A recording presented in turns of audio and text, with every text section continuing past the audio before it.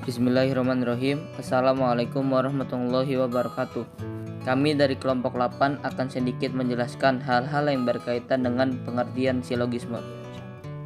1. Silogisme adalah penyimpulan tidak langsung yang dari dua proposisi atau premis-premis disimpulkan suatu posisi baru atau kesimpulan. Premis yang pertama disebut premis umum atau premis mayor, dan premis yang kedua disebut premis umum atau premis minor.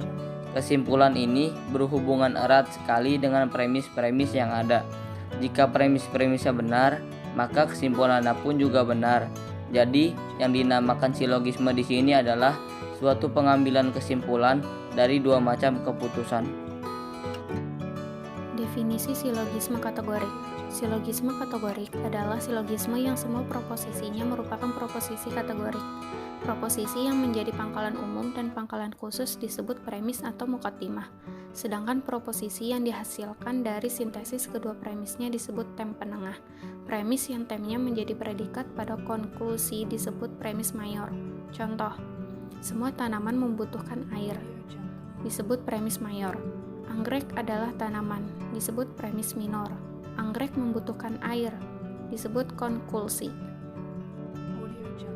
Hukum-hukum silogisme kategorik. 1. Apabila salah satu premis bersifat partikular, maka kesimpulannya harus partikular juga.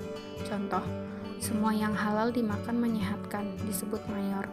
Sebagian makanan tidak menyehatkan, disebut minor. Jadi, sebagian makanan tidak halal dimakan disebut dengan konklusi. 2. Apabila salah satu premis bersifat negatif, maka kesimpulannya harus negatif juga. Contoh, semua korupsi tidak disenangi, disebut mayor. Sebagian pejabat korupsi disebut minor. Jadi, sebagian pejabat tidak disenangi disebut dengan konklusi. 3. Apabila kedua bersifat partikular, maka tidak sah diambil kesimpulannya. Contoh, beberapa politikus tidak jujur, disebut premis 1. Bambang adalah politikus, premis kedua. Kedua premis tersebut tidak harus disimpulkan. Jika dibuat kesimpulan, maka kesimpulannya hanya bersifat memungkinkan. Bambang tidak jujur, disebut dengan konklusi. Definisi silogisme hipotetik. Silogisme hipotetik adalah argumen yang premis mayornya berupa proposisi hipotetik, sedangkan premis minornya adalah proposisi kategorik yang menetapkan atau mengingkari tren eksiden atau tren konsekuen premis mayornya. Macam-macam silogisme hipotetik.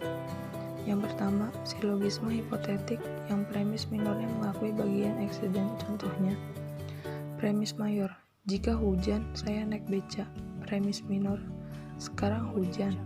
Konklusinya, jadi saya naik beca. Yang kedua, silogisme hipotetik yang premis minornya mengakui badan konsekuensi. Contohnya, premis mayor, bila hujan bumi akan basah. Premis minor, sekarang bumi telah basah. Konklusinya jadi hujan telah turun.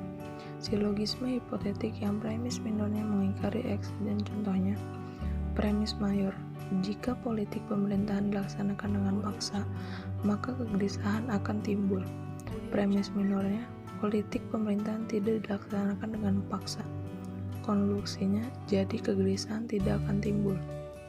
Silogisme hipotetik yang premis minornya mengingkari bagian konsekuensi. Contohnya, premis mayor, bila mahasiswa turun ke jalanan, pihak penguasa akan gelisah. Premis minornya, pihak penguasa tidak gelisah. Konklusinya, jadi mahasiswa tidak turun ke jalanan. Definisi silogisme tak lengkap.